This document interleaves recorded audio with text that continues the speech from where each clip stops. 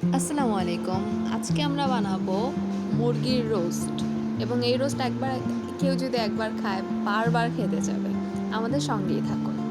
প্রথমে মুরগিটাকে লবণ এবং হলুদ দিয়ে কিছুক্ষণ মেখে রাখতে হবে। আর পোস্ত বাটা, জিরা ধনিয়া বাটা, জয়ফল জয়ত্রী বাটা এগুলি ভালোমতো বেটে আলাদা করে রেখে দিতে হবে এবং এর মধ্যে আছে টমেটো, পেঁয়াজ, মরিচের পেস্ট। এরপর তেলের মধ্যে মাখা মুরগিরগুলি আমরা এখানে ভেজে নেব কিছুক্ষণ। প্রায় 50% মতো এখানে ভেজে নিতে হবে। ভাজা হয়ে গেলে সাইড করে রেখে দিব। এখানে কিছু গরম মশলা নিয়ে নিয়েছি। আমাদের মুরগিগুলি ভাজা শেষে আমরা মুরগিগুলি সাইড করে রেখে দিব। ঘরে যদি টক দই না থাকে তাহলে আপনারাও এই উপকরণ দিয়ে গুঁড়ো দুধ এবং লেবু মিক্স করে টক দই বানিয়ে নিতে পারেন। এখানে লিকুইড দুধও ইউজ করতে পারেন।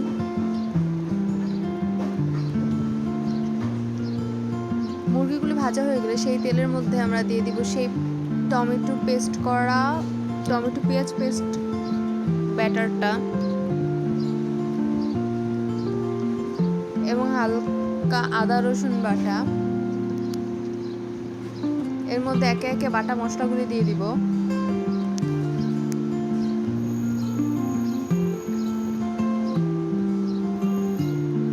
ভালো মতো মশলাগুলিকে কষিয়ে নিতে হবে এবং স্বাদ মতো লবণ, মরিচের গুঁড়ি, গরম মশলা,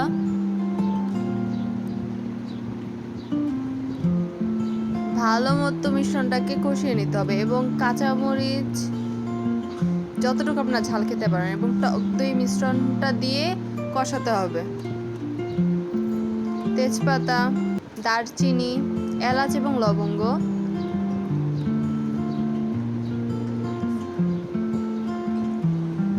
ভেজে রাখা মাংসের টুকরোগুলো এগুলোর মধ্যে দিয়ে দিতে হবে। আমরা এর মধ্যে হালকা একটু চিনি অ্যাড করেছি। আপনারা এটাকে স্কিপ করতে পারেন, বাট দিলে খুবই মজাদার লাগবে। পেঁয়াজ বেরেস্তা, পানি, পরিমাণ মতো পানি দিয়ে কষিয়ে নিতে হবে।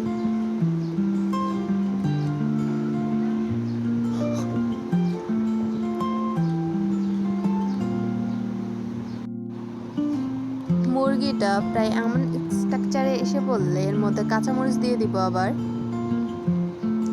এবং 2 চামচের মতো ঘি দিয়ে আবার কিছুক্ষণ ঢেকে রাখলে আমাদের সুস্বাদু রোস্ট তৈরি।